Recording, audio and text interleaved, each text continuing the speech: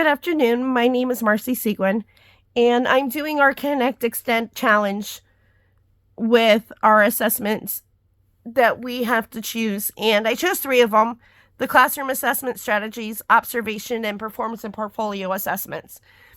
And coming from the background that I have, I'm a special needs paraprofessional, and I can see this as both as a student and as a teacher, because I've been in the classrooms enough for 11 years to really understand what we as teachers do and how the students react to it. So going off with our classroom assessment strategies, through teachthought.com, it says don't overassess them, that we can use data to drive instruction and for us to ask open-ended questions. This allows us to go ahead and see if they're mastering the content that we're trying to teach them. And the one thing I don't like about this, when it says don't overassess them, we do. And I don't mean as far as just basically classroom quizzes. We do overassess our students a lot, especially with all the testing that we have. Observations is another one, the NAEYC. It says this is really good because it allows us to able to communicate with our families. It's central to early childhood assessments. And this allows us to see and communicate with our parents as far as what we're noticing in the classroom, if there's any behavioral issues, or if the students are mastering, simple tasks.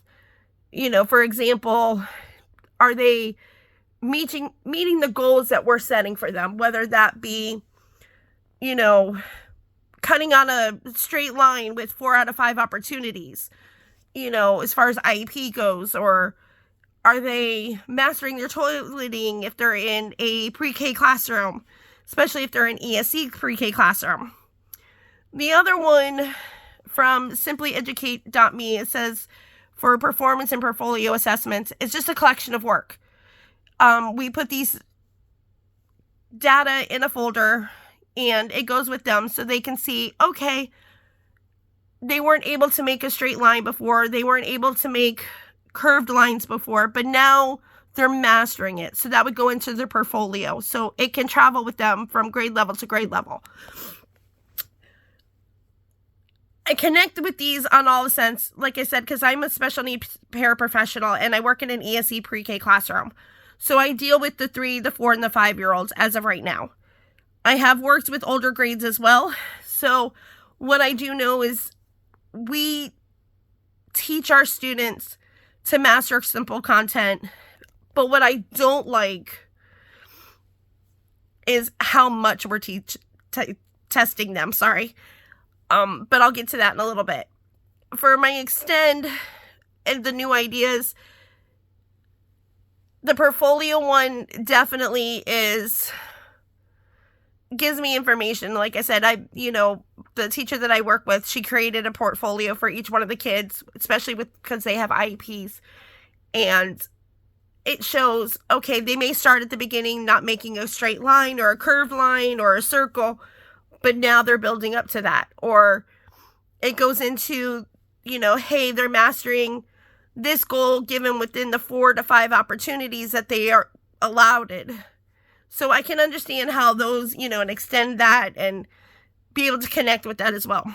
What I don't like, and the questions that I have as far as challenging goes, is when it comes to all the assessments, as far as the performance and the portfolio assessments go.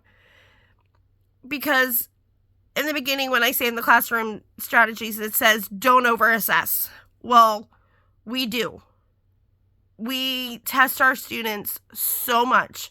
And I don't mean just simple classroom quizzes or chapter tests and stuff like that.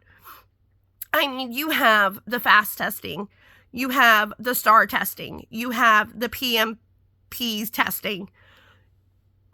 Are we teaching our students to test, or are we teaching them to teaching them to test, or teaching them to actually teach? What are we doing? Because honestly, it feels like all we're doing is testing.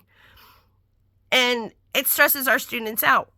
We can't sit there and say that don't overassess them. We do.